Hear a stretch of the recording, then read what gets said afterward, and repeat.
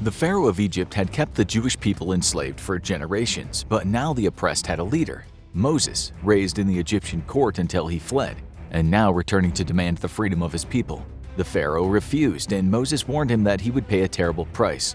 According to the Hebrew Bible, God would prove him right 10 times over. The story of the 10 plagues of Egypt is one of the most famous stories in the Bible, and one of the most hotly debated. Many people believe it's a true story of God's wrath coming down and exacting vengeance on a slave-holding empire. Others are skeptical, saying it's all a fable meant to make the Jewish escape from Egypt more dramatic. But others come up with another explanation. The 10 plagues may have happened, causing chaos in Egypt and facilitating the escape of their slaves, but all of the plagues had a scientific explanation that would be explained as God's wrath. Which is the truth? And what were those 10 horrible plagues? Number 1. Blood. God worked through Moses, and Moses' staff seemed to be enchanted. So for his first dramatic act of punishment upon the Egyptians, Moses raised his staff and struck the Nile River. And spreading out from his staff, the crystal water of the Nile was transformed into thick red blood. It doesn't get much more dramatic and terrifying than that, but the consequences were far more dire. The Nile is the second largest river in the world, supplying water to most of Egypt. As Egypt at the time was heavily agricultural, this could easily starve many of the crops and devastate the food supply for the entire country. The fishing industry would be devastated, as fish can't breathe blood and would soon die off. Additionally, the aqueducts would go dry and put countless people at risk for dehydration. Water is essential for life, and while this first plague might seem more dramatic than deadly, it was actually striking at the very heart of Egypt's economy and society, turning their most valuable resource against them.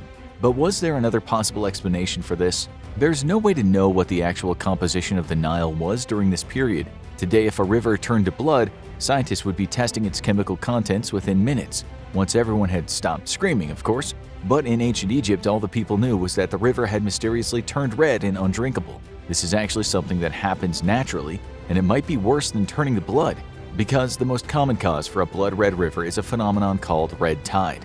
This is what happens when red algae bloom occurs, as microscopic algae grows in such huge numbers that it changes the color of the water surface. But it's more than just a disturbing visual.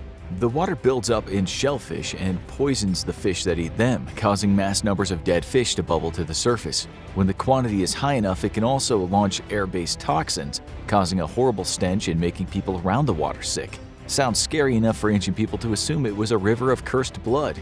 Comparing that to the second plague seems almost quaint. Number 2. Frogs. Maybe it was God's day off. Maybe he had a bit of writer's block because he followed up a literal river of blood across all of Egypt with a whole lot of frogs.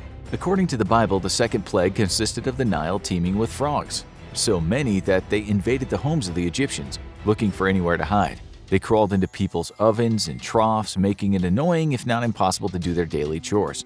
Not even the palace was safe. The Pharaoh himself had them crawling all over the throne room. Sweeping them out of the way was probably annoying enough, but let's not forget the constant croaking. While sending an invasion of frogs to Egypt might seem like a lesser plague, we're guessing by the second sleepless night with ribbit going off in the Pharaoh's ear every few seconds, he was seriously thinking about alternative labor methods for Egypt's future.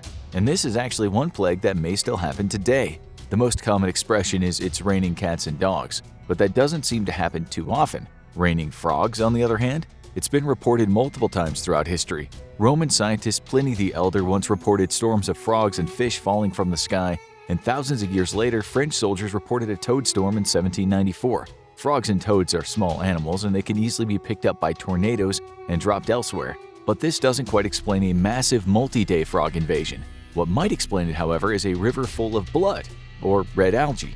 Frogs are amphibians, spending most of their day by the riverside hunting bugs and small fish. If the river suddenly becomes inhospitable, they'll probably go looking for food elsewhere, like all of Egypt. So the scientific explanation for the plague of frogs might just be that they were all there all along. But the first plague sent them into the city center to drive everyone nuts. And speaking of driving everyone nuts, number 3, lice and fleas. Every time summer comes around, the mosquitoes, ticks, and gnats come out in full force and drive everyone nuts with their bites. And there's no quicker way to break down someone's resistance than to annoy them into submission. That's why for the third plague, Moses raised his staff, hit the dust of the ground, and God transformed that very dust into a swarm of lice and gnats. According to the Bible, all the dust in Egypt transformed into these microscopic biting insects and set out like a vicious swarm to drink the blood of everyone there. Not only would the thick swarm of insects be hard to see, but the constant biting would keep everyone in constant pain, and the itching would last for days. All the while, new bites were being delivered. While the pharaoh no doubt tried to seal himself up in his palace to protect himself, anyone who's ever tried to keep those insects out during the summer knows it's basically a fool's errand. This one definitely could have happened, and it's not even a rare phenomenon. Like the last two, these plagues all feed into each other. The river was poisoned, killing off mass numbers of fish and sending the frogs fleeing to the city. Many of those frogs then died off because they'd already been poisoned by the river. The piles of dead fish and frogs started attracting fast-breeding insects, which feed off the putrid flesh, and then flew off in search of their next meal. While it's not likely this happened as fast as was described in the Bible, without divine intervention, it's still entirely possible for the previous two plagues to result in a massive overrun of blood-sucking insects within a short period. Additionally, frogs are an essential part of the ecosystem, and they mostly feed on insects. If the frogs left their usual hopping grounds and then died off in large numbers, it would definitely boost an already growing insect population. All these factors on the heels of the last two are definitely a recipe for a very itchy, panicked Egyptian population, and a whole lot of chaos. But the animals weren't done coming. Number 4. Wild beasts, or something else. This one gets tricky. The original Hebrew word for this plague is aruf, and its meaning is ambiguous. What is clear is that it's a mixture of something alive that comes into Egypt and kills off much of the livestock, depriving the Egyptians of both their supply of meat and their working animals for their farms. The only question is, what is doing the killing? Some scholars have interpreted this plague as referring to wild beasts from the outlands coming in and slaughtering cattle. There's no description of these beasts, but many artists have depicted them as wolf-like creatures. Now that's a beast worthy of a plague, but other scholars have argued it might be something smaller. Venomous creatures like snakes, scorpions, or hornets in large numbers could easily devastate the cattle population. And so could smaller insects like mosquitoes or stable flies that could bite the cattle and infect them with disease. But what was the most likely explanation? You might notice a pattern with the scientific explanation for these plagues. They all sort of feed into the other. A massive ecological disaster has been unfolding since the blood in the river, and now it had manifested into another plague. Much like the gnats that preceded this one, it's possible that whatever these creatures were, they had their food supply disrupted by the chaos in the river and the departure of the frogs. With nowhere else to feed, they headed into farming regions surrounding the city and began eating whatever they could find. There is no report of any humans being killed by these mysterious creatures, at least not directly, which might make it more likely that these creatures were among smaller options. Of course, they might just play into future plagues when they started killing the Egyptians more directly. And like all the other plagues, this one might not have stayed where it was supposed to, because the pestilence situation was about to go from bad to worse. Number 5. Pestilence. Not long after, the next plague came, silently, with incredible consequences. A swift-moving plague started sweeping through the Egyptians' livestock. The cattle population had already been decimated by the previous plague targeting them, but wild animals weren't contagious. Now, a highly fatal disease was killing off whole herds and flocks, and they were spreading it to each other. With only rudimentary knowledge of disease prevention, the Egyptians were powerless to stop the disease from spreading. This added to the major problem that the first 5 plagues caused: starvation. The first plague targeted the water supply and the fish population. Others targeted crops. This one was targeting the meat supply and leaving it contaminated. It's not clear if the disease was making the jump to humans, but what was clear is that the food supply was getting thinner and thinner, even among the elites. And we may know exactly what this one was. While it's possible that God just created a new plague out of thin air to target livestock, we also know that there's a livestock disease that really existed and devastated much of the animal population of Africa and Europe in the 18th and 19th century. It was called rinderpest, and it had a nasty collection of symptoms: fever, diarrhea, necrosis of the lymphoid, and oral sores. Worse, it had nearly a 100% fatality rate and could be transmitted by both air and water. It affected a wide range of animals, including cattle, deer, buffalo, and camels. While the plague in the Bible mentions it affected other animals like donkeys and sheep, the two viruses could be closely related. The good news is rinderpest had been eradicated. Due to its devastating impact on the food supply, the United Nations Food and Agricultural Organization focused on making it the second disease after smallpox to be eliminated. But if it was present in ancient Egypt, their entire food supply would have been in rough shape. And it wasn't just the animals in trouble. Number 6. Boils. While most of the previous plagues targeted the food supply and environment around the Pharaoh and his men, this one hit home, literally. God ordered Moses to take soot from a furnace and throw it in the air in front of the Pharaoh. The soot turned into a fine dirt which spread over the palace and all around Egypt. and whenever it hit an Egyptian, their skin would break out into painful, festering, infected boils. The pharaoh no doubt had many a palace doctor and apothecary trying to cure his ailment, but none of them had answers, and the average Egyptian was left to fend for themselves. Not only did this cause the Egyptians constant pain, but it likely left them open to infection once the boils burst, leaving the painful skin underneath exposed. After all, in ancient society, sanitation standards weren't quite up to what they are today.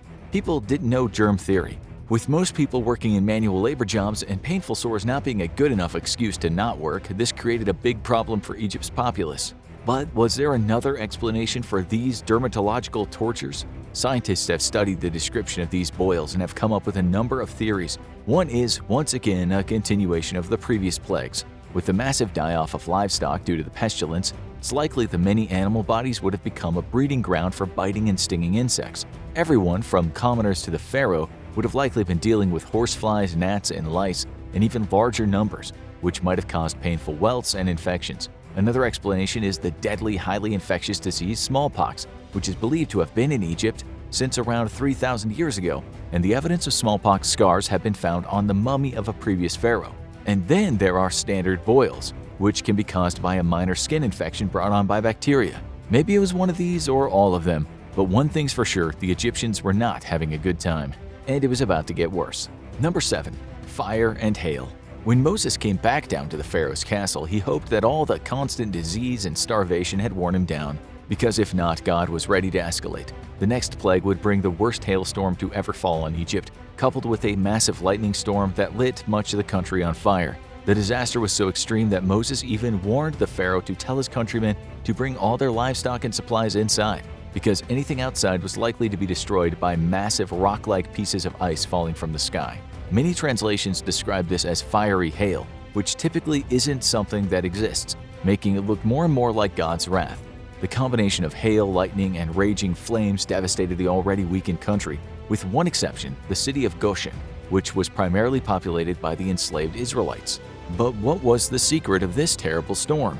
While some of the details might have been embellished, like plumes of flames, this plague was described more in depth than many of the others. And that's not a surprise. Terrible storms are something that happen in nature and don't need an explanation. Hailstorms are uncommon in the desert, but possible and commonly accompanied by lightning. However, there is another explanation for the unusual and extreme weather. Around 3,500 years ago, a time near the Exodus, there was a massive volcanic explosion on the island of Santorini near Crete. This sent massive amounts of volcanic ash into the atmosphere, which can create atypical weather, especially when it mixes with thunderstorms. This could account for the unusual size of the hail, which was accompanied by lightning strikes and fire. All put together, it's not a surprise it looked positively apocalyptic to the Egyptians. Then came a plague that might have delivered the killing blow to Egyptian society. Number 8. Locusts. It wasn't the first time the country had been hit by a bug and animal problem during the 10 plagues, but few insects were feared more than the locust. This insect didn't attack humans or spread pestilence. It had only one target, the Egyptian food source. When the pharaohs once again refused to let the Hebrews leave Egypt, Moses warned that the plagues of locusts would cover the land, so much so that no one would ever be able to see the ground.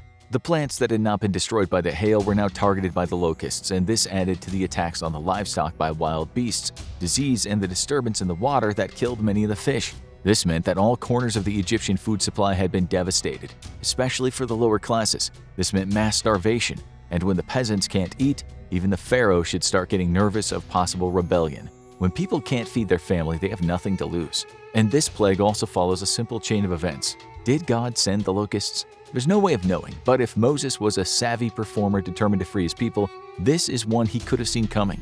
The theory that the hailstorm was caused by a volcanic eruption means that the ash would cause weather anomalies, including more frequent rain and greater humidity. And when there's humidity, locusts find it easier to breed in inhospitable climates. The ash was going to linger for a long time, and that meant they would arrive in Egypt for a feeding frenzy and see absolutely no reason to leave. Many of these plagues fed into each other, so Moses might have taken a string of bad luck and used it to intimidate the pharaoh into giving up his slaves. After all, if an angry god was supposedly controlling nature, is it really worth trying to find out what he's willing to do next?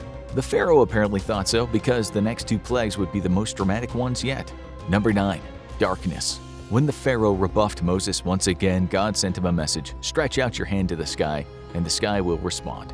Darkness fell over Egypt, not just any darkness, but inky black darkness that no one could see through. Only those with lights could fight their way through what was called a pitch-black night, except this night didn't end. All around Egypt, it was like the sun had been blotted out, and it didn't rise again for 3 days and 3 nights. The Bible claims that the Jewish people in Egypt were once again spared from the plague, with lights in their homes, but this is only mentioned briefly.